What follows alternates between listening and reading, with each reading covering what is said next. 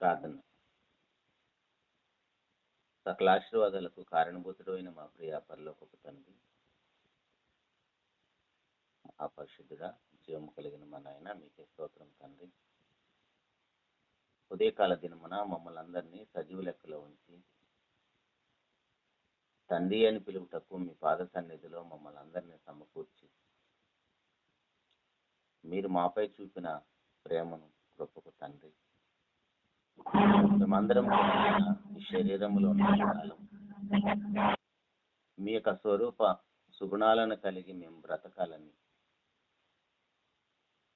ఈ లోకంలో నాయన ప్రత్యేకంగా మమ్మల్ని ఎన్నుకొని ఏకోజామున తండ్రి మీ పాద సన్నిధిలో మీ యొక్క స్వరూప సుగుణాలను గురించి నాయన మరొకసారి మేము నేర్చుకొనుటకు ఏవైతే మాకు కొదువుగా ఉన్నాయో వాటిని మేము నేర్చుకొని మీరు మాపై చూపిన ప్రేమను తండ్రి లోకంలో మేము కూడా చూపిస్తూ మీ యొక్క స్వరూపం కలిగి బ్రతుకుటకు కృపను అనుగ్రహించిన నాయన, మీ సన్నిధి మీ సహవాసం మీద ప్రేమతో మీ సన్నిధికి వచ్చిన ప్రియులైన మీ పిల్లలందరిని బట్టి కూడా స్తోత్రాలు నాయన.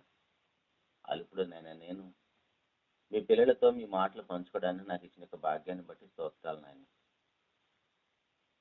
కేవలం వినేవారే మాత్రంగా కాకుండా తండ్రి, ప్రకటించేవారిగా మాత్రమే కాకుండా ఏదైతే వింటున్నామో ఏదైతే ప్రకటిస్తున్నామో దానికి తగ్గట్టుగా మా జీవితాలను మార్చుకొని మీ ఎదుటనైనా మేము యోగ్యులుగా బ్రతుకుటకు కృపను అనుగ్రహించమని సమస్త మహిమ ఘనత ప్రభావాలను మీకు ఆరోపిస్తూ మీ యొక్క ప్రియ కుమారుడు మా ప్రభువైన యేసుక్రీస్తు వారి ఘనమైన నామములోనే ప్రార్థించి అడిగి వేడుకుంటున్నాము తండ్రి, ఆమేన్. ప్రభునందు ప్రియమైన దేవుని వారలారా, దేవుని యొక్క మహాకృపను బట్టి ఈ విధంగా మరొకసారి మీతో కలుసుకొని దేవుని మాటలు పంచుకోవటానికి దేవుడు నాకు ఇచ్చిన యొక్క భాగ్యాన్ని బట్టి ముందుగా తండ్రి అయిన దేవునికి ప్రభువైన యేసుక్రీస్తు వారి పేరిట నా యొక్క స్తుతులు స్తోత్రాలు తెలియజేస్తున్నానండి. ఈరోజు మనకున్న సమయంలో కొన్ని విలువైన మాటలు మనం నేర్చుకునే ప్రయత్నం చేద్దాం. సర్వసాధారణంగా క్రైస్తవులు కానీ క్రైస్తవేతరులు కానీ అందరూ దేవుని విషయంలో పొరపడుతూనే, దేవుణ్ణి తక్కువగా ఆలోచిస్తూనే, దేవుని విషయంలో ఏదొక్కటి నోరు జారుతూనే ఉంటాం.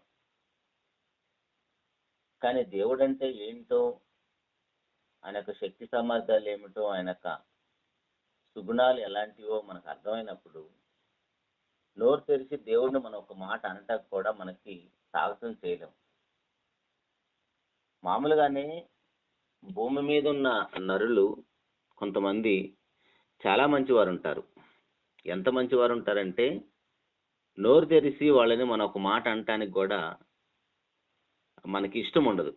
ఒకవేళ పక్కన ఎవరన్నా అంటున్నా సరే, అరే తెలిసి వాళ్ళ గురించి ఎలా మాట్లాడతావు అంటారు. అంటే అర్థం ఏంటి? నిజంగా వాళ్ళు అంత మంచివాళ్ళు కాబట్టి వాళ్ళని ఒక మాట అనటానికి మనం సాహసం చెయ్యం. నిష్కారణంగా ఎందుకు వారిని అనాలి అని అనిపిస్తుంది మనుషుల విషయంలోనే.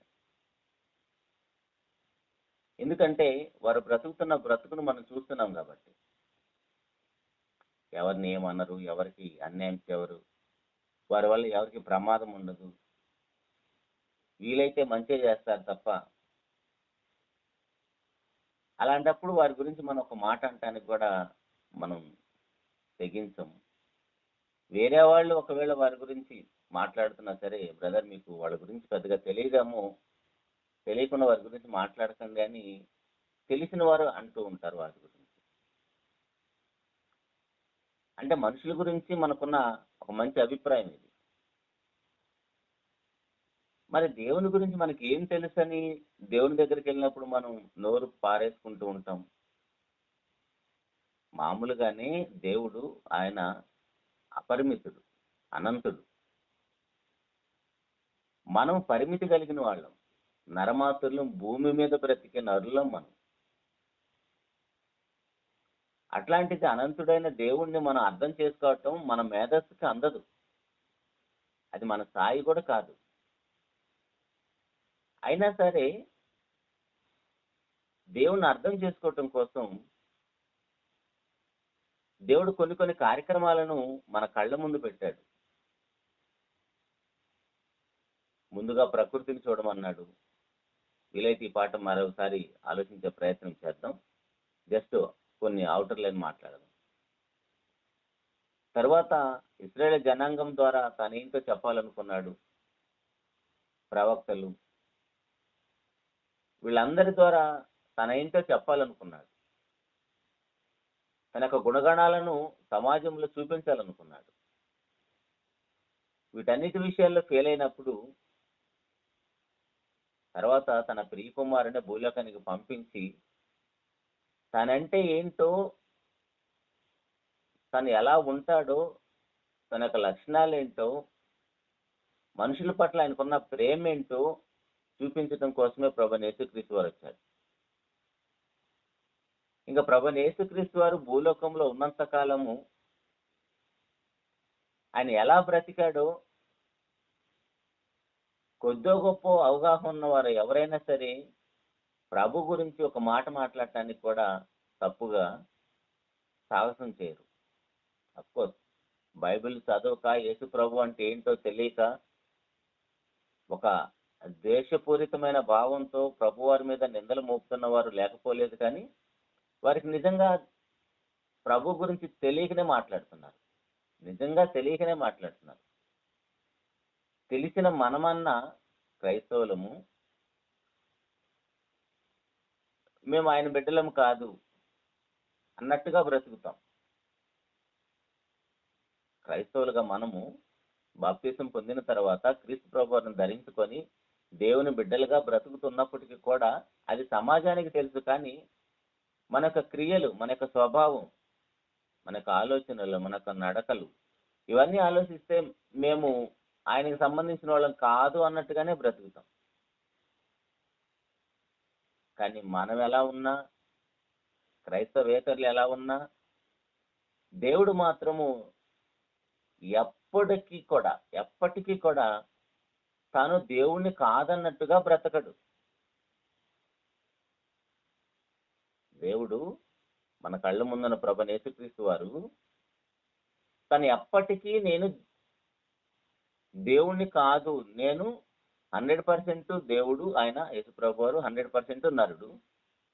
పరలోకంలో ఉన్నప్పుడు ఆయన దేవుని యొక్క లక్షణాలు ఎలా కలిగి ఉన్నాడో భూలోకంలో ఉన్న తర్వాత కూడా ప్రభువైన యేసుక్రీస్తు వారు నరమాత్రుడుగా రక్తమాంసాల్లో ఉండి దేవుని సంకల్పంలో నరుడు ఎలా ఉండాలని దేవుడు డిజైన్ చేశాడో దాన్ని ఎక్కడ కూడా తూచా తప్పకుండా ఆయన బ్రతికి చూపించాడు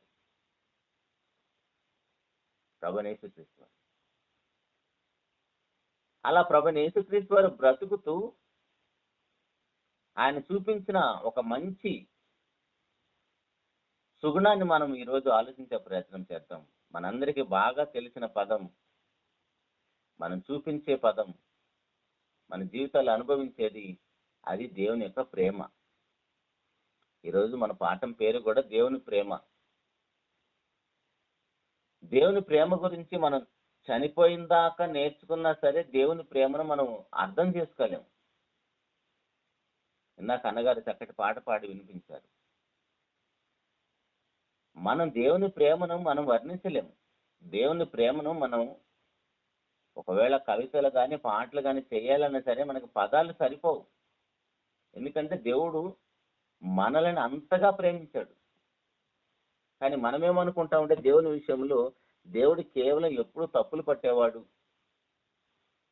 దేవుడు ఎప్పుడు మనల్ని తప్పులు పడుతూ ఉంటాడు, మన నాశనాన్ని కోరుకుంటూ ఉంటాడు, మనల్ని నరకానికి పంపిస్తాడు. ఇలా చులకన భావంతో దేవుని గురించి ఆలోచిస్తాం. దేవుని యొక్క మనసు ఏంటో మనకు అర్థమైపోతే దేవుడు అంటే అసలు మనకు భయం కూడా ఉండదు. దేవుని గురించి మనకు అర్థమైతే దేవుడు అంటే అసలు మనకు భయం కూడా ఉండదు. దేవుడు అంటే వల్లమాలిన ప్రేమే మనలో, మన హృదయ అంతరంగాల్లోంచి వస్తుంది. ఎందుకంటే ఆయన మనల్ని అంతగా ప్రేమించాడు. మామూలుగానే మనము కొందరిని, మనుషుల్ని బాగా ప్రేమిస్తాం, కొన్ని వస్తువులను ప్రేమిస్తాం, కొంతమంది మనుషులను ప్రేమిస్తాం, కొన్ని ప్రాంతాలను ప్రేమిస్తాం, కొన్ని ఆహార పదార్థాలను ప్రేమిస్తాం. వాటి కోసమే మనము ఎంత సమయాన్నైనా ఎంత ధనాన్నైనా వెచ్చిస్తాం. అట్లాంటిది దేవుని ప్రేమే మనకు అర్థమైపోతే, దేవుని ప్రేమను మనం రుచి చూసి ఎరిగితే, ఆ ప్రేమ లేకుండా మనం ఒక్క క్షణము కూడా, ఆయన సహవాసం లేకుండా ఒక క్షణం కూడా బ్రతకలేము.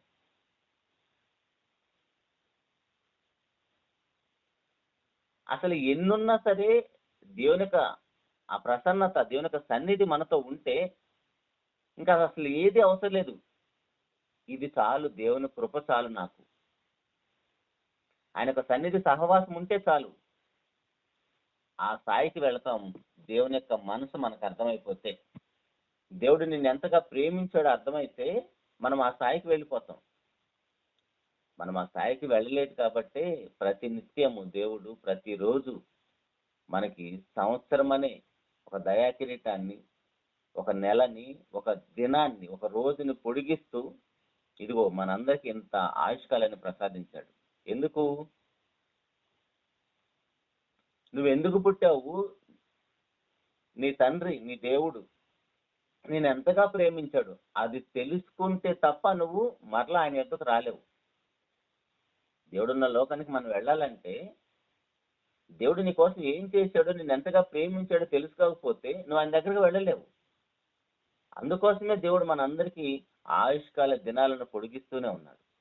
కానీ మనకేమో దేవుడు అంటే సత్య అంత భయం. అమ్మో దేవుడు, అమ్మో దేవుడు. సేవకులు కూడా దేవుడు అంటే ప్రేమను నూరిపోయాల్సింది పోయి దేవుడు అంటే భయాన్ని క్రియేట్ చేస్తారు. దేవుని పేరు చెప్పి ఇంకా అది మాట్లాడకూడదు. ఆ ధనాన్ని అర్జించడం కోసం మనుషుల యొక్క భయాన్ని క్యాష్ చేసుకుంటూ ఉంటారు. మనుషులు దేనికి భయపడతారు? మరణానికి. దేవుడికే భయపడతారు. దెయ్యానికి భయపడతారు. దెయ్యానికి భయపడి దేవునికి భయపడితే ఇంకా దేవుడికి దెయ్యానికి తేడా ఏముంది? సడన్ గా కరెంట్ పోతే భయపడిపోతాం. అర్ధరాత్రి ఎక్కడికన్నా వెళ్ళాలంటే భయపడతాం. ఎందుకు? భయం. అమ్మ చీకట్లో దెయ్యం ఉంటుందని. అంటే దెయ్యానికి భయపడుతున్నావు, అట్ ద సేమ్ టైం దేవునికి కూడా భయపడుతున్నావు అంటే దేవుడు అంటే నీకు అర్థం కాలేదని. భయం ఎక్కడుంటది? యాకోబు పత్రికలో, యాకోబు పత్రిక 2వ అధ్యాయము 19వ వచనములో, యాకోబు పత్రిక 2వ అధ్యాయం 19వ వచనములో,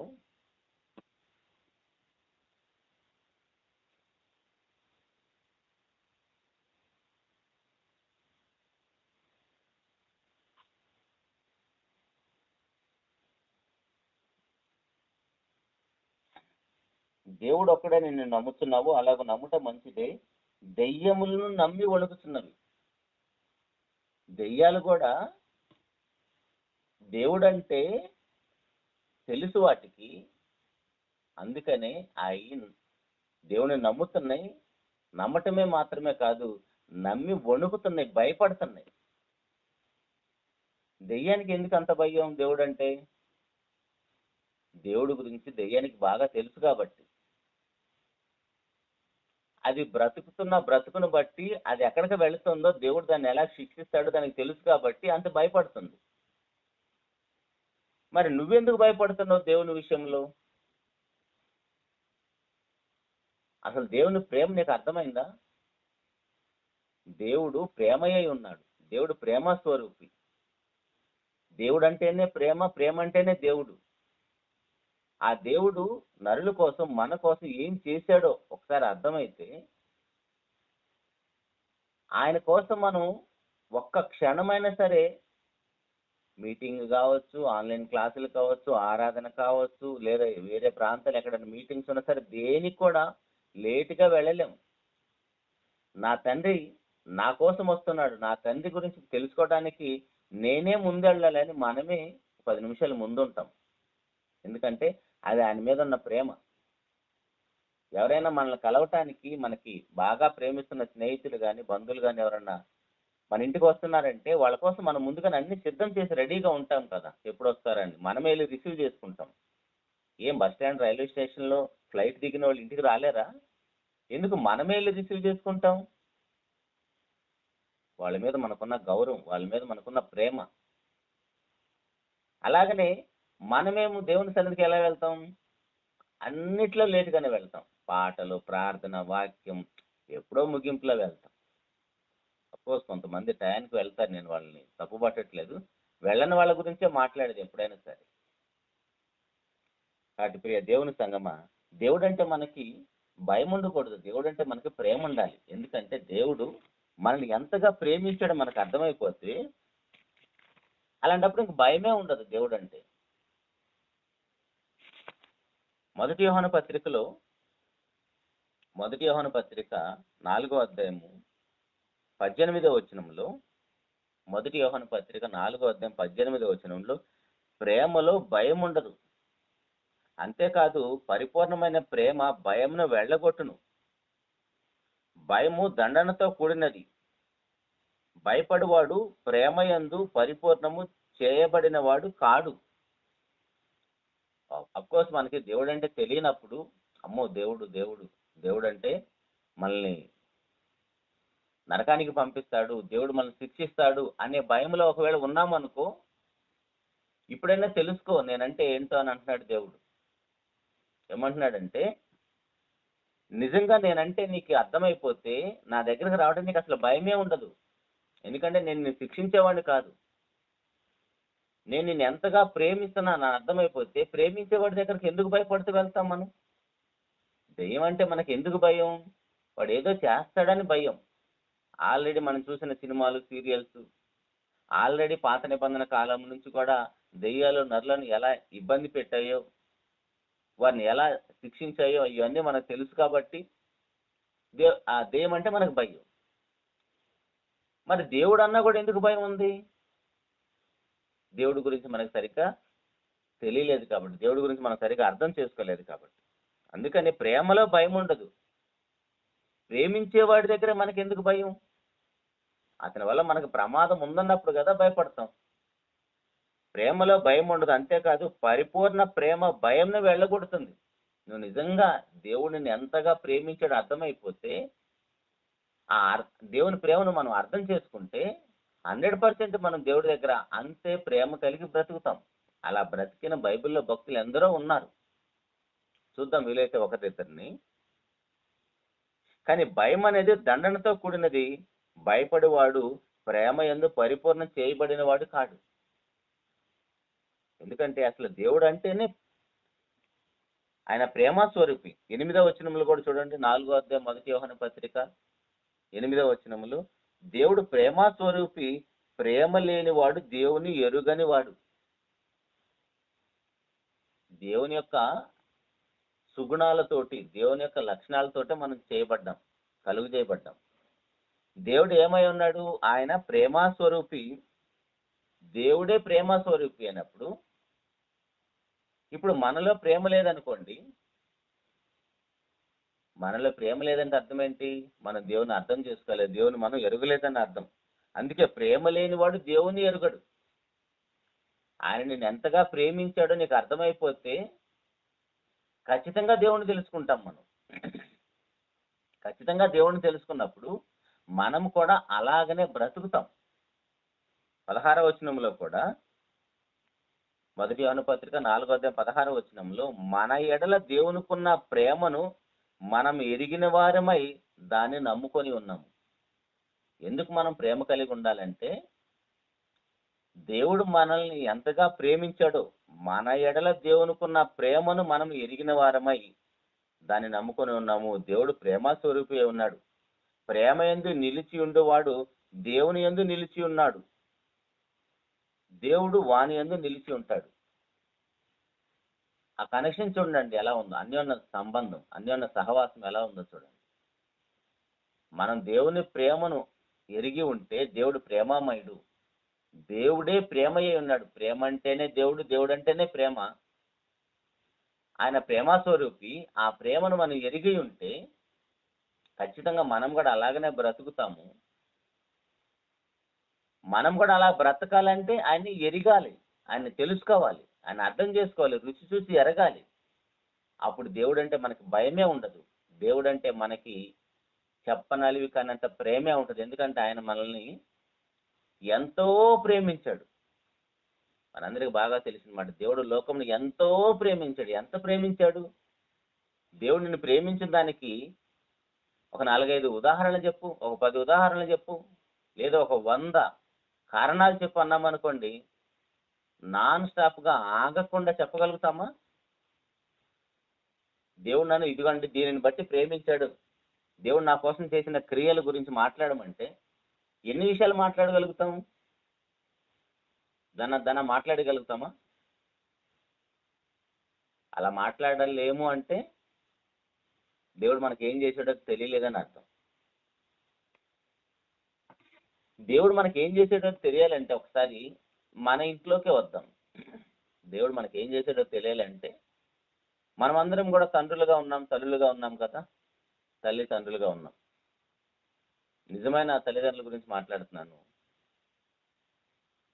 నిజమైన తల్లిదండ్రులు ఎవరైనా సరే వారి బిడ్డల కోసం, వారి కుటుంబం కోసం అహర్నిశలు ప్రయాసపడుతూ ఎంత కష్టమైనా సరే, శరీరం సహకరించినా సహకరించకపోయినా, ఎలాంటి పరిస్థితులు ఉన్నా సరే, కుటుంబ సభ్యులకి ఎవరికి కూడా ఏ లోటు లేకుండా ఉండాలని ఎంత ప్రయాసపడతారు.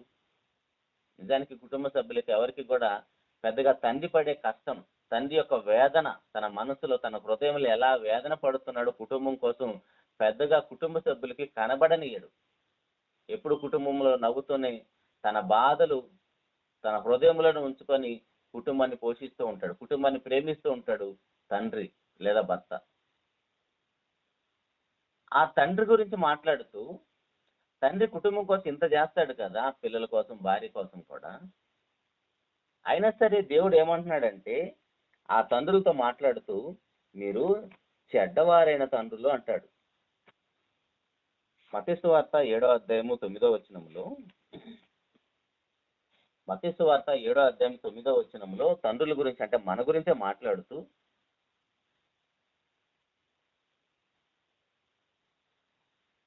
7వ అధ్యాయం 9వ వచనంలో, మీలో ఏ మనుషుడైనను తన కుమారుడు తన్ను రొట్టెని అడిగిన ఎడల వానికి రాతినిచ్చిన, చేపను అడిగిన ఎడల పామునిచ్చిన, మీరు చెడ్డవారై ఉండి మీ పిల్లలకు మంచి ఈవులను ఇయ్యనెరిగి ఉండగా పరలోకమందున్న మీ తండ్రి తన్ను అడుగువారికి అంతకంటే ఎంతో నిశ్చయముగా మంచి ఈవులను ఇచ్చును కదా. ఏమంటున్నాడండి? పరలోకంలో ఉన్న దేవుడు ఆయన దేవుడు మాత్రమే కాదు, ఆయన నీకు తండ్రి. ఆ తండ్రి అని మనం గుర్తిస్తే తండ్రి దగ్గరికి వెళ్ళడానికి ఎవరికైనా భయం ఉంటుందా? మన తండ్రి లోకంలో పెద్ద కలెక్టర్ అండి, లేదా ఒక మంచి పోలీస్ ఆఫీసరు, ఒక మంచి రాజకీయ నాయకుడు, లేదా ఒక పెద్ద రౌడీ, ఒక పెద్ద గూండా. ఆయన దగ్గరికి వెళ్తానికి సమాజం అంతా భయపడుతుంది, కానీ మనం భయపడతామా? ఆయన ఎవరైనా కావచ్చు సమాజంలో, ఆయన మన తండ్రి కాబట్టి మనకి 1% కూడా భయం అనేది ఉండదు తండ్రి వద్దకు వెళ్ళటానికి. భయపడుతున్నామంటే తండ్రి వద్దకు వెళ్ళటానికి నీ తండ్రి గురించి నువ్వు అర్థం చేసుకోలేదని అర్థం. అలాగని ఇక్కడ ఆయన దేవుడు మాత్రమే కాదు, ఆయన మన తండ్రి. పరలోకమందున్న దేవుడు ఆయన మన తండ్రి. మీరు కూడా తండ్రులు కదా, మీరు మీ పిల్లలకి, మీ కుటుంబ సభ్యులకి చేపని అడిగితే రాతినిస్తారా, పామునిస్తారా, లేదా రొట్టెని అడిగితే రాతినిస్తారా అని మాట్లాడుతున్నాడు. ఈ మాట్లాడుతూ మీరు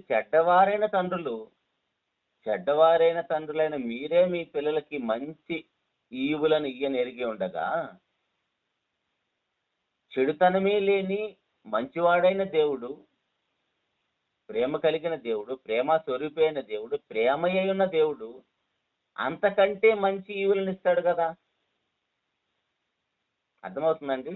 ఒకసారి మనం తండ్రులుగా ఉన్న మనము, తల్లులుగా ఉన్న మనము దేవుని స్థానంలో నిలబడి ఆలోచిస్తే దేవుడు అంటే ఏంటో మనకు అర్థమవుతుంది. అలా అర్థం చేసుకోలేకపోతున్నాం కాబట్టి దేవుడు మనం చాలా తక్కువగా చూస్తాం. ఏ తండ్రి కూడా, ఇప్పుడు మనం తండ్రులుగా ఉన్నాము, ఏ తండ్రి కూడా తమ యొక్క బిడ్డలు తప్పు చేస్తుంటే ఆ తప్పుల్ని పదే పదే ఎత్తి చూపిస్తూ వాళ్ళని సూటిపోటి మాటలతో వాళ్ళని కుల్లబడుతూ ఉంటారా? తెలియక తప్పు చేస్తున్నారు కాబట్టి ఆ తప్పులను సరిచేస్తారు. నాయనా ఇది సరైంది కాదు, ఇది రైట్, ఇది రాంగ్ అని తండ్రులుగా మనం మన బిడ్డలకు నేర్పుతాం. అంతేకాని ఎప్పుడు మన బిడ్డలు తప్పులో దొరుకుతారా అని వాళ్ళని శిక్షించటానికి సిద్ధపడే వాళ్ళు తండ్రులు కాదు కదా. అందుకని మాట్లాడుతూ, మీరు చెడ్డవారై ఉండి మీ పిల్లలకు మంచి యోలను ఎరిగిని ఉండగా అంతకంటే గొప్పగా, అంతకంటే ఎక్కువగా నేను నీకు ఇస్తాను కదా అంటున్నాడు దేవుడు. కానీ మనకేమో దేవుని గురించి చాలా తక్కువ తెలుసు. దేవుని పెద్దగా మనం అర్థం చేసుకోలేము. దేవుడు మనల్ని ఎంతగా ప్రేమించాడో మనకు తెలియాలంటే ఒక మాట ఆలోచిద్దాం. సమాజంలో ఎవరైనా సరే గొప్పవారు మనుషులకు చాలా గొప్పగా సహాయం చేస్తూ ఉంటారు. ఎంత సహాయం చేసినా ఒక మాట ఆలోచించండి, ఎంత సహాయం చేసినా వారితో సహాయం పొందిన వారు సమానంగా ఉండాలని కోరుకుంటారా? దేవుని ప్రేమను అర్థం చేసుకుందాం. మనుషులుగా మనకు చాలా మంది సహాయం చేస్తూ ఉంటారు. లోకములో సోషల్ యాక్టివిటీ చేస్తున్న చాలా మంది ఉంటారు. ఆ సహాయము పొందిన వారు సహాయం చేసిన వారితో సమానంగా ఈక్వల్ గా ఉండాలని కోరుకుంటారా? వారికంటే కొంచెం తక్కువగా ఉండాలని కోరుకుంటారు. ఎవరైనా సరే క్రైస్తవులుగా మనం కూడా అలాగనే ఆలోచిస్తాం. వీరు నాకంటే కొంచెం తక్కువగా ఉండాలని ఆలోచిస్తాం. కానీ దేవుని ప్రేమలో అలాంటిది ఉండదు. దేవుని ప్రేమలో ఎలా ఉంటుందంటే, దేవుడు ఏదై ఉన్నాడో మనం కూడా అలా ఉండాలనేది దేవుని ప్రేమ. మనందరికి బాగా తెలిసిన రిఫరెన్స్ ఆదికాండం 1:26 దేవుడు మన స్వరూపమందు మన పోలిక చొప్పున నరులను చేద్దామన్నాడు. సాక్షాత్తు దేవుని స్వరూపాన్నే మనకిచ్చాడు. ఇంకేమి ఇవ్వాలి చెప్పండి? ఆ స్వరూప సుగుణాలలో ఎన్ని లక్షణాలు ఉన్నాయో, ఎంత గొప్ప క్యారెక్టర్ ఉందో అవన్నీ మనకిచ్చాడు. దేవుడు ఏదై ఉన్నాడో అదే మనం అద్దం ముందు నిలబడితే మనం ఎలా ప్రతిబింబిస్తామో అలాగనే మనలో దేవుడు కనపడాలి. కనబడే విధంగానే చేశాడు. అందుకే దేవుని సంకల్పంలో నరుడు ఎలా ఉండాలని దేవుడు కోరుకున్నాడో అలా బ్రతికి చూపించాడు మన నాథుడు, మన ప్రభువైన యేసుక్రీస్తు వారు. దేవుడు ఏదై ఉన్నాడో అది రక్తమాంసాల్లో చూపించాడు 100%. దేవుడు ఏమై ఉన్నాడు అనేది యేసుప్రభు 100% శరీరంలో ఉన్నప్పుడు చూపించాడు. అట్ ద సేమ్ టైం ఆయన సంకల్పంలో నరుడు ఎలా ఉండాలని కూడా దేవుడు కోరుకున్నాడు, అది కూడా చూపించాడు. దేవుణ్ణి చూపించాడు, దేవుని యొక్క లక్షణాలు ఏంటో చూపించాడు, దేవుని యొక్క గుణగణాలు ఏంటో చూపించాడు, దేవుని యొక్క శక్తి సామర్థ్యాలు ఏంటో చూపించాడు. అట్ ద సేమ్ టైం ఒక నరమాత్రుడు ఎలా బ్రతకాలని దేవుడు కోరుకున్నాడు, రక్తమాంసాలో ఉన్న నరుడు ఎలా బ్రతకాలని దేవుడు కోరుకున్నాడు, అలా కూడా బ్రతికి చూపించాడు ప్రభువైన యేసుక్రీస్తు వారు. ఎందుకంటే ఆ ప్రేమను పూర్తిగా తెలుసుకున్నవాడు, ఎరిగినవాడు కాబట్టి ప్రభువైన యేసుక్రీస్తు అలా బ్రతికాడు. ఇప్పుడు మనకి కూడా ఆయన స్వరూపాన్ని, ఆయన యొక్క లక్షణాలనే ఇచ్చాడు కదా. తర్వాత దేవుడు ఎలాంటి వాడంటే ఆయన నాశనం లేనివాడు, ఆయన అదృశ్యుడు. రోమిలికి రాసిన పత్రిక 1వ అధ్యాయము 20వ వచనంలో,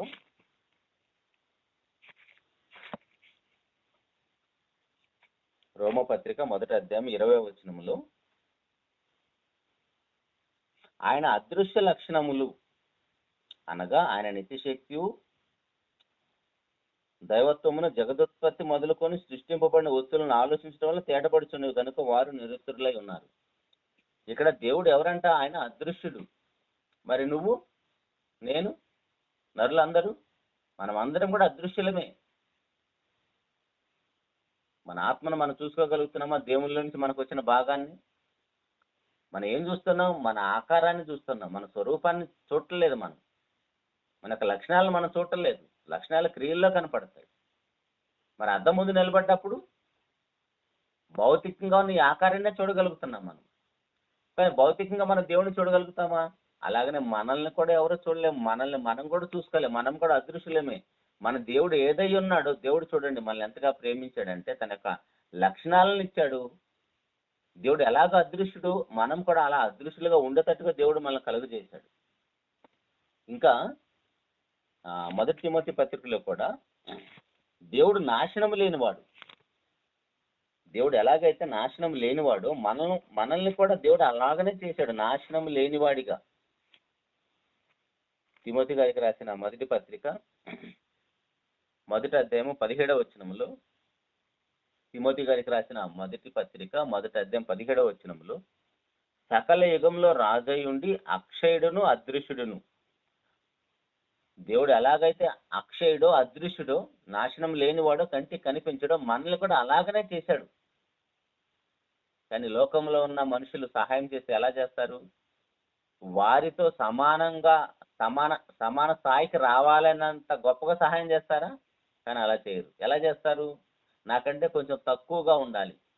ఎంత సహాయం చేసినా, ఎంతగా ప్రేమించినట్టు నటించినా వారికంటే కొంచెం తక్కువ స్థాయిలో ఉండాలనే కోరుకుంటారు. కానీ ఈ దేవుడు, మన తండ్రి పరలోకమందున్న మన దేవుడు ఎలాంటి వాడంటే తనతో సమానంగా ఇచ్చాడు మనకు అన్ని విషయాల్లో. ఆయన అదృశ్యుడు, మనము అదృశ్యులం. ఆయన నాశనం లేనివాడు, మనం నాశనం లేను. ఆయన యొక్క స్వరూప సుగుణాలన్నీ కూడా, ఆ యొక్క లక్షణాలన్నీ కూడా ఎంత గొప్ప లక్షణాలు అవే మనలో పెట్టి భూలోకని పంపించాడు. అంతగా ప్రేమించే దేవుణ్ణి మనం అర్థం చేసుకోలేకపోతే మనం దేవుని కోసం బ్రతకలేము. దేవుని కోసం మనం బ్రతకలేకపోతున్నామంటే అర్థమైందంటే ఆయన మనకి ఏం చేశాడో మనకు తెలియటం లేదు. కొరింథీయులకు రాసిన 2వ పత్రికలో అపోస్తలుడైన పౌలు గారు మాట్లాడుతూ 4వ అధ్యాయము 16వ వచనములో, కొరింథీయులకు రాసిన 2వ పత్రిక 4వ అధ్యాయం 16వ వచనంలో, కావున మేము అధైర్యపడము, మా బాహ్య పురుషుడు కృషించుచున్నాను, బాహ్య పురుషుడు అంటే శరీరం కృషించుచున్నాను, ఆంతర్య పురుషుడు దినదినము నూతన పరచబడుతున్నాడు. ఆలోచించండి, దేవుళ్ళో ఉంటే పరిస్థితి ఎలా ఉంటుందో. మనకేమో చిన్న జ్వరం వచ్చినా, చిన్న జలుబు వచ్చినా, ఏదో చిన్న శరీర బలహీనత, చిన్న నలత వస్తే అల్లాడిపోతూ ఉంటాం. అప్పుడు కూడా దేవుని సన్నిధి కూడా వెళ్ళలేము. హాస్పిటల్కి వెళ్ళే ఓపిక ఉంటుంది కానీ చర్చికి వెళ్ళే ఓపిక ఉండదు మనకి. కానీ దేవునిలో ఉంటే, దేవునితో సహవాసం కలిగి ఉంటే, దేవునితో మనకున్న అన్యోన్య సహవాసం ఉంటే, ఆ ప్రేమను మనం ఎరిగి ఉంటే, అర్థం చేసుకుంటే ఎలా ఉంటుందంటే, మేము అధైర్యపడము. ఎవరు మాట్లాడుతున్నారు? ఈయన పొందినన్ని హింసలు ఎవరు పొందలేదు. మీరు ఇదే 2వ కొరింథీ పత్రిక 11వ అధ్యాయం మొత్తం చదివితే పౌలు గారు పడిన శ్రమలు అన్ని ఇన్ని కాదు. అసలు అవన్నీ శ్రమలేనా రాశారా అన్నట్టుగా ఉంటది. అన్ని శ్రమలు పడుతున్న ఆయన ఏమంటున్నాడంటే, మేము అధైర్యపడము, మా బాహ్య పురుషుడు కృషించుతున్నాను, ఆంతర్య పురుషుడు మనల్ని నడిపిస్తున్న ఆత్మ దినదినము నూతన పరచబడుతున్నాడు. ఎందుకంటే మేము దృశ్యమైన వాటిని చూడక, దృశ్యమైనవంటే ఆ దెబ్బలు, ఆ కష్టాలు, ఆ నష్టాలు, ఈ లోక సంబంధం ఇవన్నీ చూడక మేము అదృశ్యమైన వాటినే నిదానించి చూచుచున్నాము. అదృశ్యమైన వాటి అందే వారి యొక్క దృష్టాంతం ఉంది. కాబట్టి క్షణమాత్రం ఉండు చులకని శ్రమ మా కొరకు అంతకంతకు ఎక్కువగా నిత్యమైన మహిమా భారమును కలుగు చేస్తున్నది. ఏలైనగా దృశ్యమైనవి అనిత్యములు, అదృశ్యమైనవి నిత్యములు. ఏదైతే మన కంటికి కనిపించట్లేదో అదే నిత్యం ఉండేది. అదే దేవుని యొక్క లోకం, అదే దేవుడు, అదే నువ్వు నేను. ఈ శరీరం నశించిపోతుంది, నాశనం అయిపోతుంది, భూమిలో కప్పెట్టేస్తారు మనల్ని. కానీ దీని గురించి పట్టించుకోవాల్సిన అవసరం లేదు. మా దృష్టి అంతా కూడా ఆత్మ వైపే ఉన్నదని చెప్తున్నాడు. అందుకే బాహ్య పురుషుడు ఎంత కృషించిపోతున్నా సరే మేము అస్సలు దాని గురించి పట్టించుకోం. ఇది ఎలాగో నాశనం అయిపోయేది. మంచి సుఖశాంతులతో బ్రతికినా, ఏ రోగం లేకుండా బ్రతికినా ఖచ్చితంగా ఏదో ఒక రోజు మనల్ని కప్పెట్టేస్తారు. కానీ మన దృష్టి అంతా కూడా ఎప్పుడు శరీరం గురించి ఆలోచించామనుకోండి, ఖచ్చితంగా చనిపోతాం. చనిపోయిన తర్వాత ఎక్కడికి వెళ్తాం? అందుకని మన దృష్టి అంతా ఎప్పుడు ఆత్మ గురించి ఆలోచిస్తుంది అనుకోండి, ఆటోమేటిక్గా తెలియకుండా ఈ అదృశ్యమైన ఆత్మ, దేవుని ఆత్మ దేవునిలోని భాగం, ఇది నాశనం లేనిది, అక్షయమైనది, వాడబారినది. సో అలాంటి ఆత్మ కలిగిన నేను దీన్ని ఎక్కడికి తీసుకువెళ్తాను? ఇది ఎక్కడికి వెళుతుంది? ఖచ్చితంగా దేవుడి దగ్గరన్నా ఉండాలి, లేదు అపవాదికి వాని దూతలు సిద్ధం చేసిన పాతాళానికైనా వెళ్ళాలి. ఏడొక చోట నాశనం లేకుండానే ఉంటది. అట్లాంటిది దేవుడి దగ్గర ఉండాలి. కానీ అపవాదికి వాని దూతలకు సిద్ధపరిచిన పార్టీ మార్చి అపవాది దగ్గరికి వెళ్ళిపోతే ఎలాగ? మనం భూలోకములో అపవాదితోనే సంబంధం కలిగి ఉండి చనిపోయిన తర్వాత కూడా అపవాది సంబంధులుగా బ్రతికితే ఆ భయంకరమైన స్థితి మనం వర్ణించలేము. అందుకే లూకాసు వార్తలో ధనవంతుడు కేకలు వేస్తున్నాడు, అయ్యో నేను తెలియక భూలోకంలో అపవాది బిడ్డగా బ్రతికాను, కనీసం చనిపోయే లోపైన నేను దేవుని ప్రేమను ఎరగలేకపోయాను. అందుకే ఆ ప్రేమను నోచుకోలేక, నరకం అంటే ఏంటో కాదండి, ఒక మాట చెప్పాలంటే నరకం అంటే దేవుడు లేని బ్రతికే నరకం. అంటే ఆ స్థాయికి మనం వెళ్ళాలంటే చాలా టైం పట్టింది. ఆ స్థితికి మనది కాదు. నిజంగా చెప్పాలంటే నరకం అంటే ఏంటో కాదు, దేవుణ్ణి విడిచి బ్రతకటమే నరకం అంటే. ఇప్పుడు మీరు గమనించండి, భార్యాభర్తలు కలిసి బ్రతుకుతారు కొన్ని కొన్ని కొన్ని సంవత్సరాలు. సడన్ గా ఒకరు మిస్ అయ్యారు అనుకోండి, ఆ ఉండవాళ్ళ పరిస్థితి ఎలా ఉంటది? అఫ్కోర్స్ స్త్రీలకి దేవుడు ఇచ్చిన ఆ భాగ్యం ఏంటో తెలియదు, కానీ భర్త చనిపోయిన తర్వాత కూడా స్త్రీలు హ్యాపీగా బ్రతకగలుగుతున్నారు. భర్త ఉన్నప్పుడు దానికంటే కూడా ఆరోగ్యంగా కూడా హ్యాపీగా బ్రతకగలుగుతున్నారు, చూస్తున్నాం మనం. చాలా యాక్టివ్గా కూడా ఉంటారు. దేవుడు వాళ్ళకి అలాంటి కృపనిస్తున్నాడేమో తెలియదు, కానీ నేను తప్పు పట్టట్లేదు. కానీ భార్య చనిపోయి భర్త ఉంటే మాత్రం అతి కొద్ది కాలంలోనే మనసాన్ని బట్టి చనిపోతాడు. అంటే పురుషులుగా మనకున్న బలహీనత నాకు అర్థమవుతుంది. ఏంటంటే నాకున్న అనుభవాన్ని బట్టి చెప్తున్నాను. పెళ్ళయ్యేంత వరకు అమ్మ దగ్గర బ్రతుకుతున్నాం, పెళ్ళైన తర్వాత భార్య దగ్గర బ్రతుకుతున్నాం. వీళ్ళిద్దరిలో ఎవరు లేకపోయినా మనం బ్రతకలేము. అమ్మ లేకపోతే స్కూల్కి వెళ్ళినా, పనికి వెళ్ళొచ్చినా, కాలేజీకి వెళ్ళినా, ఎక్కడికి వెళ్ళొచ్చినా సరే అమ్మ అమ్మ అని అడుగుతాం. అదే వివాహం అయిన తర్వాత ఇంటికి వచ్చిన తర్వాత భార్య చుట్టే తిరుగుతాం. ప్రతిదానికి భార్యను పిలుస్తూనే ఉంటాం, ప్రతిదాన్ని భార్యను అడుగుతూనే ఉంటాం. వీళ్ళు లేకపోతే మనం సడన్ గా వెళ్ళిపోయే పరిస్థితి ఉంటుంది. అలాగనే ఇది ఎంత వాస్తవమో, నరకం అంటే కూడా ఏంటంటే దేవుడు లేకుండా ఒక్క క్షణం బ్రతికినది నరకమే. అందుకే మన ప్రభువారు, నాయనా తండ్రి నా చెయ్యందుకు విడిచావని కేక వేశాడు. ఆయనతో సహవాసం లేకుండా ఒక్క క్షణం కూడా బ్రతకలేడు. రక్త మాంసాల్లో ఉన్న ప్రభు యేసుక్రీస్తు వారు దేవుణ్ణి విడిచి ఒక్క క్షణం కూడా బ్రతకలేడు.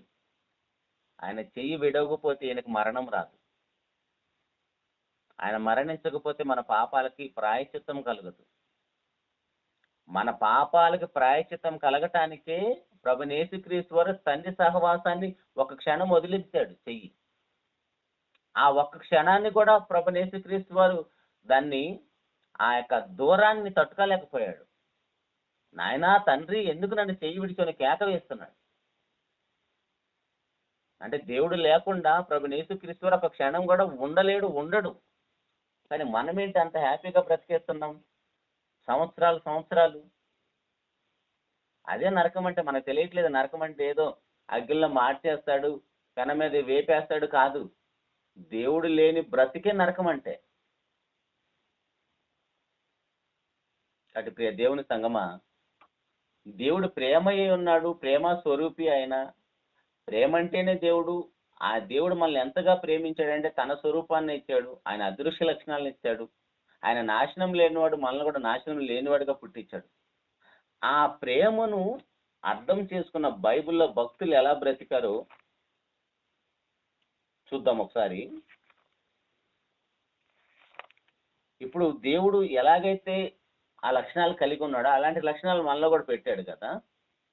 ఆ లక్షణాలు ఎలాంటి ఒకసారి చూద్దాం. మనందరికి బాగా తెలిసిన ప్రేమకు సంబంధించిన అధ్యాయం, కొరింథీయులకు రాసిన మొదటి పత్రిక 13వ అధ్యాయము 4వ వచనం నుండి. కొరింథీయులకు రాసిన మొదటి పత్రిక 13వ అధ్యాయం 4వ వచనం నుండి, ప్రేమ దీర్ఘకాలము సహించును. ప్రేమ దీర్ఘకాలం సహించును. నిజంగా మన దేవుడు అంతగా సహిస్తున్నాడా మన విషయంలో దీర్ఘకాలంగా? ఎంత దీర్ఘకాలం? ఎక్కడో ఆదికాండము 6వ అధ్యాయములో ఈ నరులను చేసినందుకు తన హృదయంలో నొచ్చుకున్నాడంట. నరులను చేసినందుకు భూమి మీద అసలు మనుషులు ఎందుకు చేశారని తన హృదయంలో బాధపడిన దేవుడు మరి ఇన్ని తరాలు ఎలా పుట్టాయి భూమి మీద? అర్థమవుతుందండి ప్రేమలో ఎంత దీర్ఘశాంతం ఉందో, ప్రేమలో ఎంత మంచి గుణం ఉందో అర్థమవుతుందా?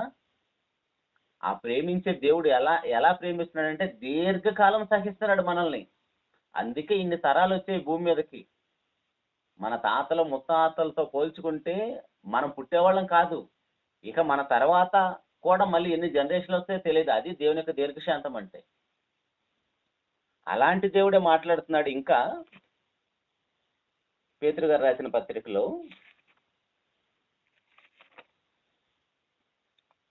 3వ అధ్యాయము, పేతురు గారు రాసిన 2వ పత్రిక 3వ అధ్యాయము 9వ వచనం నుండి, కొందరు ఆలస్యమని ఎంచుకున్నట్లు ప్రభు తన వాగ్దానం గురించి ఆలస్యం చేయబడు కాడు గాని ఎవ్వడు నశింపోలేదని నిశ్చయింపక అందరూ మారు మనసు పొందవలని కోరుచు మీ ఎడల దీర్ఘశాంతం గలవాడై ఉన్నాడు.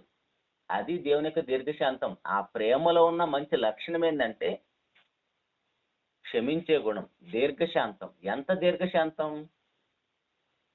అది మనం వర్ణించలేము, అనుభవించడం మాత్రమే తెలుసు మనకి మన తప్పులు అందరూ క్షమించడం మాత్రమే మనకు తెలియాలి.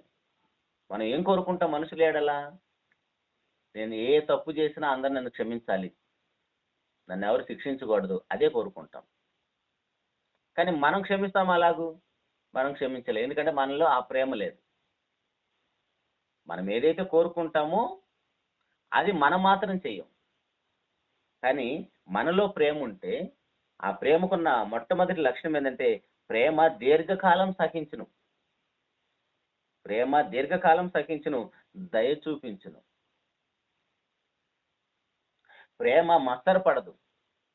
ఎప్పుడు ఈర్ష్య, కుళ్ళు, అవతల ఎదుగుతుంటే ఓర్చుకోలేం. మంచి ఉద్యోగం వచ్చినా, అమ్మాయికి మంచి వివాహ బంధం వచ్చినా, లేదా అబ్బాయికి మంచి ఉద్యోగం వచ్చినా, వాళ్ళు మంచి ఇల్లు కట్టుకున్నా, మంచి కారు కొనుక్కున్నా, మన ఏడుపులు కాదు. అందుకే మీరు వాహనాల మీద చూస్తే నవ్వొస్తుంది. నన్ను చూసి ఏడవకరా అని రాసుకుంటాడు పాపం. ఎందుకు? వాడు మంచి వాహనం కొనుక్కుంటే మనకెందుకు ఏడుపు? చక్కగా దేవుడు నా తండ్రి ఆ బిడ్డను ఆశీర్వదించాడని దేవునికి మనం కృతజ్ఞత చెప్పాలి. అది ప్రేమ అంటే. పక్కన వాళ్ళకి దేవుడు సహాయం చేస్తే వాళ్ళ గురించి మనం దేవునికి కృతజ్ఞత చెబితే అది దేవుని ప్రేమ అంటే. అలాంటి వారికి మత్సరం ఉండదు, ఈర్ష్య ద్వేషాలు ఉండదు. నిజంగా దేవుని యొక్క లక్షణాలు మనలో ఉంటే ఇలాంటి సుగుణాలు కలిగి బ్రతుకుతాం. నాకు తెలిసి మనలో ఎవరికి అలాంటిది ఉండదని అనుకుంటున్నాను. పక్కింటి వాడి కూతురికి మంచి సంబంధం వస్తేనే మనం తట్టుకోలేం. వాళ్ళ కొడుకు మంచి ఉద్యోగం వస్తే తట్టుకోలేం. మంచి ఇల్లు కట్టుకున్నా, మంచి కారు కొనుక్కున్నా మనం తట్టుకోలేం. మనలో దేవుని ప్రేమ ఎక్కడుందండి?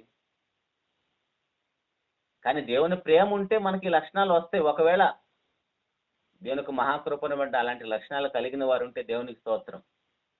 అలా ఆ స్థాయికి వెళ్ళాలి మనం. ఆ స్థాయికి వెళ్ళటం కోసమే మనం ప్రారంభంలో విన్నట్టుగా మన ఆయుష్కాల దినాలను పొడిగిస్తున్నాడు దేవుడు. 1:26 ఆదికాండంలో దేవుడు మనల్ని కలుగజేసినప్పుడు తన స్వరూపాన్ని ఇచ్చి మనకు ఎలాగైతే భూలోకంలోకి పంపించాడో ఆ లక్షణాలు కలిగి బ్రతకాలనే మనకి ఆయుష్కాల దినాలను పొడిగిస్తున్నాడు. యేసుప్రభు భూమి మీద బ్రతికినంత కాలం ఎలాగైతే తండ్రిని చూపించాడో, ఫిలిప్ గారు వచ్చి అడుగుతాడు కదా, మాకు ఒకసారి తండ్రిని చూపించమంటే, నన్ను చూస్తున్నావు కదా ఫిలిప్, సరిపోదా అంటే దేవుడు ఎలాంటి లక్షణాలు కలిగి ఉన్నాడో రక్త మాంసాల్లో ఉన్న ప్రభు యేసుక్రీస్తు వారు కూడా ఆ లక్షణాలు కలిగి బ్రతికాడు, చూపించాడు. ఇప్పుడు నువ్వు నేను కూడా అలాగనే బ్రతకాలి. అలాంటి ప్రేమలో ఉన్న దీర్ఘశాంతం, ఆ దయ చూపించే గుణం, మత్సరపడని గుణం కూడా మనం బ్రతికి చూపిస్తే ఎప్పుడు చనిపోయినా హ్యాపీ, మనం పరలోకానికి వెళ్ళిపోతాం. అలా కాకుండా ఇలాంటి లక్షణాలు ఏవి లేకుండా బ్రతికితే ఖచ్చితంగా ప్రమాదమే. ప్రేమ డంబంగా ప్రవర్తింపదు. డబ్బా కొట్టుకుంటా ఉంటారు కదా, నేను అది చేశాను ఇది చేశానని. ఆ డబ్బా కొట్టుకునే బ్యాచ్ కాదు దేవుని పిల్లలు. ఒకవేళ నువ్వు ఏదైనా చేస్తే దేవుని కోసం, దాని వలన దేవుని ద్వారా మనం కృప పొందుతాం, దేవుని ద్వారా మేలును పొందుతాం. ఎందుకంటే దేవుడు అన్యాయస్తుడు కాదు. ముందుగా దేవునికి ఇచ్చి ప్రతిఫలం పొందగలిగిన వాడు ఎవడంటాడు? అలాంటి దేవునికి మనమేదో మేలు చేసి, మనం దేవునికి మేలు చేసామంటే సంఘం కోసమో లేదా దేవుని పిల్లల కోసం మనం చేసే మేలు. కానీ మనం ఏంటి, మైకుల్లో చెప్తాం దాన్ని పెద్ద గొప్పగా ఏదో చేసామని. మనం దేవునికి ఏం చేసినా, దేవుని పిల్లకి మనం ఏం చేసినా అది జీరోనే దేవుడు మనం చేసిన దాంతో పోలిస్తే. దేవుడు ఒకవేళ లెక్కగట్టి నాయనా నాకు వడ్డీతో సహా ఇవ్వమంటే మనము మన పిల్లలు వారి పిల్లలకు కూడా సరిపోదు ఒకరి యొక్క రుణాన్ని తీర్చుకోవటం కోసం. కాబట్టి ప్రియ దేవుని సంగమా, ప్రేమ ఎలాంటిదైనా దమ్మంగా ప్రవర్తింపదు, అది ఉప్పొంగదు. ఆ ఉప్పొంగే లక్షణాలన్నీ మనలోనే కనపడతాయి. కాబట్టి ప్రియ దేవుని సంఘం ఆలోచించుకుందాం, ఇలాంటి లక్షణాలు ఒకవేళ మనలో ఉంటే ఖచ్చితంగా సరి చేసుకుందాం. ప్రేమ అమర్యాదగా నడవదు. అవతల వాళ్ళు ఎలాంటి వారున్నా సరే, మాటలో కానీ క్రియల్లో కానీ చెడ్డవారు అయితే అయి ఉండొచ్చు, కానీ వాళ్ళు దేవుని స్వరూపంలో దేవుని యొక్క లక్షణాలతో కలుగు చేయబడిన వారు, వారికి ఉన్న పరిస్థితులను బట్టి వాళ్ళు అలా మారిపోయారని వారి క్షేమం కోసం దేవుణ్ణి అడిగి దేవుని దగ్గర మనం మొరపెట్టి వారి గురించి విజ్ఞాపన ప్రార్థనలు ఉపవాస ప్రార్థన చేసి వారు మార్పు కోసం ప్రయాసపడే వాళ్ళే ప్రేమ కలిగిన వాళ్ళు. అలా కాకుండా వీడేం మనిషిరా అని వాడి గురించి మనం తప్పుగా మాట్లాడుతున్నామంటే దేవుని ప్రేమ మనలో లేదని అర్థం. ఎందుకంటే వారి కోసం కూడా దేవుడు ప్రాణం పెట్టాడు. మనం 20వ అధ్యాయములో అపోస్తుల కార్యంలో చదువుతాం కదా, దేవుడు తన స్వరక్తం ఇచ్చి సంపాదించిన సంఘం అది. ఎవరి కోసం ప్రాణం పెట్టాడు ఆయన? మంచివారి కోసమేం కాదు, ఇలాంటి చెడ్డవారి కోసమే కదా. కాబట్టి ప్రియ దేవుని సంఘం ఆలోచించుకుందాం, అలాంటి అమర్యాదగా నడుచుకోవటం కాదు, స్వప్రయోజనం విచారించుకున్నది. ఎప్పుడు నేను, నా బిడ్డలు, నా భార్య, నా భర్త, నా కుటుంబం, నా బంధువులు, నా స్నేహితులు ఇలా సెల్ఫిష్ గా బ్రతకూడదు. క్రైస్తవుడు అంటే విశాల దృక్పథంతో దేవుడు ఎంతగా లోకాన్ని ప్రేమిస్తాడో వాళ్ళు వీళ్ళని తేడా లేకుండా, ప్రాంతీయాలకు అతీతంగా, మతాలకు అతీతంగా, ఈ యొక్క వర్గాలకు అతీతంగా దేవుడు అందరినీ ఎలాగైతే ప్రేమిస్తున్నాడో అలాంటి ప్రేమ కలిగిన వాడే క్రైస్తవుడు. ఎప్పుడు స్వప్రయోజనాన్ని విచారించుకునేది కాదు. సేవకులు కూడా దరిద్రం ఏంటంటే, మా సంఘమే ఎత్తబడుతుంది, మీ సంఘం ఎత్తబడదు, మా సంఘానికి రాండి అంటారు. ఎంత దరిద్రం అది! మా సంఘం ఎత్తబడేది ఏంది? మా సంఘం మీ సంఘం కాదు, అది దేవుని సంఘం. ఆ సంఘంలో మనం సేవకులు అంటే పనివాళ్ళు, పనోడివి నువ్వు. సేవకుడు అంటే పనోడివి నువ్వు. అవతల సంఘం ఎత్తబడితే అవతల సంఘం కోసం కూడా ఆ ప్రభు ప్రాణం పెట్టాడు. ఒకవేళ వాళ్ళు ఏదైనా తప్పులుంటే నీకు చేతనైతే వెళ్ళి సరిచేయటానికి ప్రయత్నం చేయి. అంతేగాని ఒక సంఘం మీద ఒక సంఘం దుమ్మెత్తి పోసుకోవటం. సేవకులకి దెయ్యం పట్టింది బాగా, అది తెలియట్లేదు. సేవకులందరికీ దెయ్యం పట్టింది. సోషల్ మీడియా వచ్చిన తర్వాత ఒకరి గురించి ఒకరు వీడియో చేసుకుంటూ తిట్టుకుంటూ కొట్టుకుంటూ అంటే ఎవరికి అవమానం అండి? విశ్వాసులే నయం, చాలా పరిశుద్ధంగా బ్రతుకుతున్నారనుకుంటా. సేవకులకి అందరికీ దెయ్యం పట్టింది, తెలియట్లేదు. దేవుని సేవకులు అని చెప్పుకుంటూ దేవుణ్ణి అవమానపరుస్తున్నారు. కాబట్టి ప్రియ దేవుని సంగమా, అలాంటి వారే ఉండకూడదు. స్వప్రయోజనంను విచారించుకొనకూడదు, త్వరగా కోప్పడదు, అపకారం మనసులో ఉంచుకొనదు. తర్వాత 8వ వచనంలో ప్రేమ శాశ్వత కాలం ఉంటుంది. శాశ్వత కాలం ఉండేవాడు మన దేవుడు కాబట్టి దేవుడు ఎంతకాలం ఉంటాడో ప్రేమ కూడా అంతకాలం ఉంటుంది. చివరిగా 13వ వచనంలో కాగా విశ్వాసము, నిరీక్షణ, ప్రేమ ఈ మూడును నిలిచిన వీటిలో శ్రేష్టమైనది ప్రేమయే. మన విశ్వాసము నిరీక్షణ దేనికోసం? ఎవరి మీద మనకున్న విశ్వాసం? ప్రభు వారి విషయం మీద, ప్రభు యేసుక్రీస్తు వారి గురించి. మన నిరీక్షణ ఏంటి? మరలా ఆయన వస్తాడు, మనల్ని తీసుకొని వెళ్ళిపోతాడు. ఎక్కడికి? పరలోకము, తానున్న లోకానికి తీసుకుని వెళ్ళిపోతాడు. అప్పుడు విశ్వాసము నిరీక్షణతో సంబంధం లేదు, ఇక మిగిలి ఉండేది ప్రేమే. అది ఈ లోకంలోనూ పరలోకంలో దేవుని యొక్క హ్యాపీగా మనం కూడా ఆ ప్రేమ కలిగి బ్రతుకుతాం. ప్రేమ అంటే ఏంటి? పైన లక్షణాలు మనం చూస్తాం. అలాంటి లక్షణాలతో మనం బ్రతికినప్పుడే మనం దేవుని ప్రేమను అర్థం చేసుకున్న వారం అవుతాం. కాబట్టి ప్రియ దేవుని సంగమా, ఆలోచించేద్దాం మంచి నిర్ణయాలతోటి. దేవుడు మనల్ని ఎంతగా ప్రేమించాడు. నిజానికి దేవుడు మనల్ని ఎంతగా ప్రేమించాడు అన్ని విషయాలు మనం మాట్లాడుకోలేదు. ఇప్పటికే మనం ఎన్నో విషయాలు విని ఉంటాం. ఒక మాట చూసుకొని ముగించుకుందాం. దేవుడు లోకంను ఎంతో ప్రేమించాడు కదా. ఎంత ప్రేమించాడు? 3వ అధ్యాయం 16వ వచనంలో యోహాను సువార్త 3:16 దేవుడు లోకమును ఎంతో ప్రేమించెను కాగా ఆయన తన అద్వితీయ కుమారునిగా పుట్టిన విశ్వాసం నుంచి ప్రతి వాడు నశింపక నిత్యజీవం పొందినట్లు ఆయనను అనుగ్రహించను. దీనిలో దేవుడు మనల్ని ద్వేషిస్తున్నట్టుగా, దేవుడు మనల్ని శిక్షించటానికి ఎక్కడ కారణాలు కనపడుతున్నాయండి?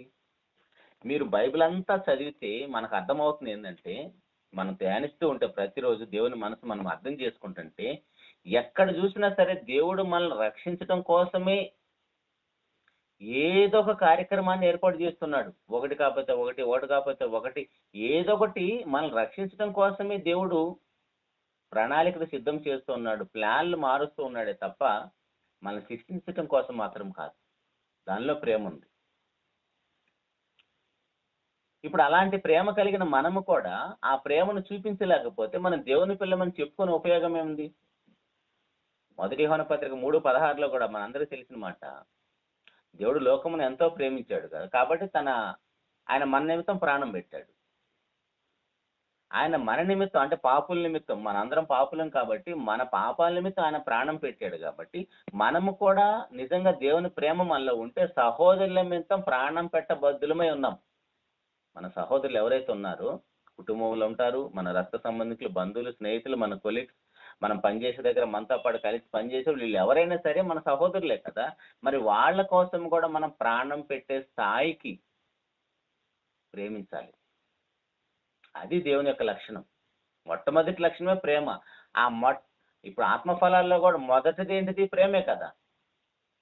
ఆత్మఫలాల్లో మొదటిది కూడా ప్రేమే. ఆ ప్రేమ దగ్గరే మనం ఫెయిల్ అయిపోతున్నామంటే దేవుని యొక్క లక్షణాలు మనలో ఎక్కడున్నాయి? ఆ 1:26 ఆదికాండం దేవుడు మనల్ని కలుగజేసినప్పుడు ఏ స్వరూప సుగుణాలను పెట్టి మనల్ని కలుగజేశాడో, మన స్వరూపమందు మన పోలిక చొప్పున నల్లని చేద్దాం, మనం ఎలా ఉన్నామో మన బిడ్డలు అలా ఉండాలని దేవుడు కలుగజేశాడు. వాటిలో మొదటి లక్షణమే మనలో లేకపోతే మనం భూమి మీద ఎంతకాలం బ్రతికి ఉపయోగం ఏంటి? మనకంటే ముందున్న భక్తులు, మనతో పాటు బ్రతికిన భక్తులు ఎంతో గొప్పగా దేవుని చూపించి వారి యొక్క ప్రసంగాల ద్వారా, వారి యొక్క క్రియల ద్వారా, వారి యొక్క కార్యక్రమాల ద్వారా ప్రజలకు సేవ చేస్తూ దేవుని యొక్క లక్షణాలను చూపించి వారు వెళ్ళిపోతున్నారు. చూస్తున్నాం మనమేమి ఇంకా సెల్ఫిష్లుగా స్వప్రయోజనాన్ని చూసుకుంటూ నేను, నా భర్త, నా భార్య, నా కుటుంబం, నా సంఘం అనుకుంటా బ్రతుకుతూ ఉంటే మనకంటే దౌర్భాగ్యులు ఎవరు ఉంటారు? కానీ ప్రేమ అనేది అలాంటిది కాదు. వర్షం ఎలాగైతే అందరి మీద కురుస్తుందో, సూర్యుడు ఎలాగైతే అందరి మీద ప్రసరింపజేస్తారో, దేవుడు మన ప్రేమను కూడా అందరికీ పంచేవారిమై ఉండాలి. అది దేవుని యొక్క లక్షణాలు. కాబట్టి ప్రియ దేవుని సంగమా, అలా దేవుని యొక్క ప్రేమను కలిగి మనం బ్రతుకుదాం. ప్రేమను అనుభవించడం మాత్రమే కాదు, ఆ ప్రేమను కూడా మనం చూపించే వారిగా ఉండాలి. అలాంటి కృప తండ్రి అయిన దేవుడు మనందరికి అనుగ్రహించాలని మనస్ఫూర్తిగా కోరుకుంటూ ఈ నా మాటలు ముగిస్తున్నానండి. చిన్న మాట ప్రార్థన చేసుకుందాం. మహోన్నతుడా, జీవం కలిగిన మా నాయన, స్తోత్రం తండ్రి. ఉదయకాల దినమున నాయన మీరు మమ్మల్ని ఎంతగా ప్రేమించారో కొన్ని మాటలు తండ్రి మా బ్రతుకు పుస్తకం బైబిల్లో నుంచి చూడటకు, నేర్చుకుంటకు, ధ్యానించుకుంటకు మాకు ఇచ్చిన యొక్క భాగ్యాన్ని బట్టి స్తోత్రం నాయన. కేవలం ప్రకటించడం మాత్రమే కాదు, వినటం మాత్రమే కాదు, కానీ ఆ ప్రేమకున్న లక్షణాలు ఏంటో, ఆ ప్రేమకున్న లక్షణాలకు తగ్గట్టుగా మా జీవితాన్ని మేము సరి చేసుకుంటూ, ప్రేమ ఎలాగైతే నాయన దీర్ఘకాలం సహిస్తుందో, దయ చూపిస్తుందో, మత్సరపడదు, అమర్యాదగా నడుచుకున్నదో, స్వప్రయోజనాన్ని విచారించుకున్నదో, అలాంటి లక్షణాలు కలిగి మేము బ్రతుకుటకు కృపను అనుగ్రహించిన తండ్రి. నిజానికి మేము స్వార్థపరులుగానే బ్రతుకుతాం తండ్రి. మీకున్న అంత మంచి లక్షణాలు మాలో కనబట్టలేదు నాయన. నిజంగా మనుషులను ప్రేమించే ఆ గుణమే మాలో ఉంటే ఈ గొడవలు, ఈ కొట్లాటలు, సంఘాల మధ్య గొడవలు, సేవకుల మధ్య గొడవలు, విశ్వాసుల మధ్య గొడవలు ఇవేవి ఉండవు తండ్రి. మహోన్నతుడా, మీ బిడ్డలుగా బ్రతుకుతూ మేము అపవాద సంబంధులుగానే బ్రతుకుతున్నాం. పేరుకు మాత్రమే క్రైస్తవం, కానీ మా క్రియలు, మా యొక్క స్వభావం సమస్తము తండ్రి అపవాది బిడ్డలు అన్నట్టుగానే కనబడుతుంది. అయితే మమ్మల్ని అందరినీ క్షమించండి. మీరు మమ్మల్ని ఏ విధంగా మీ యొక్క స్వరూపాన్ని ఇచ్చి భూలోకానికి పంపించారో ఆ స్వరూపం మాలో ఏర్పడేంత వరకు మీ చిత్తమైతే నాయన మా అందరికీ ఆయుష్కాలాన్ని అనుగ్రహించమని ఉదయకాల దినమున మీ యొక్క సన్నిధి సహవాసానికి కోరి వచ్చిన ప్రియులైన మీ పిల్లలందరినీ బట్టి స్తోత్రం తండ్రి. విన్న మాటలు తండ్రి వాళ్ళ హృదయాలు భద్రపరుచుకొని దేవుడు మమ్మల్ని ఎంతగా ప్రేమిస్తున్నాడు, ఆయన దేవుడు మాత్రమే కాదు, ఆయన మన తండ్రి అని గుర్తెరిగి మీ ప్రేమను అర్థం చేసుకున్న వారే, మీ ప్రేమను రుచి చూచి ఎరిగిన వారే నాయన, మీ ప్రేమకు బానిసలవుటకు కృపను అనుగ్రహించిన తండ్రి. మాకంటే ముందున్న బైబిల్లోని భక్తులు ఎందరో తండ్రి మీ ప్రేమ కోసం వాళ్ళు బలైపోయారు తండ్రి. ఆ ప్రేమ వారిని బలవంతం చేసిందంట నాయన. కానీ మేమైతే ఆ ప్రేమను అనుభవిస్తున్నామే, కానీ ఆ ప్రేమకు మేమేమి రుణం తీర్చుకునే స్థితిలో లేము తండ్రి. దయతో మమ్మల్ని క్షమించండి తండ్రి. ఉదయకాల దినమున ఈ యొక్క ఆన్లైన్ కార్యక్రమం ద్వారా తండ్రి మీ పిల్లలకు వాక్యాన్ని వినిపించడానికి సిద్ధపడిన కుటుంబాన్ని బట్టి స్తోత్రం తండ్రి. సహకరిస్తున్న కుటుంబ సభ్యులందరినీ, సహకారులందరినీ బట్టి కూడా స్తోత్రం నాయన. అలుపుడైన నాకు మీరు ఇచ్చిన యొక్క భాగ్యాన్ని బట్టి స్తోత్రాలు చెల్లించుకుంటూ నాయన మీతో సహవాసం చేసే లోకంలోకి, ఉద్యోగ వ్యాపారులకు, పనిపాట్లకు వెళుతుండగా మా అందరితో మీ కృపను అనుగ్రహించండి. మేము ఎక్కడున్నా ఏం చేస్తున్నా మీ బిడ్డలమన్నట్టుగానే బ్రతుకుటకు సహాయం చేయమని, మేము మీ బిడ్డలము కాదన్నట్టు బ్రతికే వారిగా ఉండకుండా పరిశుద్ధాత్మ సహాయంతో మమ్మల్ని నడిపించమని మీ యొక్క ప్రియకుమారుడు మా ప్రభువైన యేసుక్రీస్తు వారి ఘనమైన నామములోనే ప్రార్థించి అడిగి పొందుకొని ఉన్నాము తండ్రి. ఆమేన్. అందరికి వందనాలండి. Thank you very much.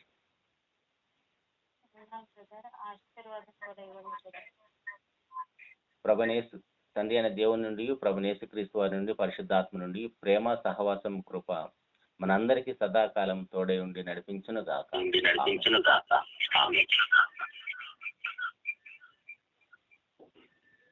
ప్రభునందు ప్రియమైన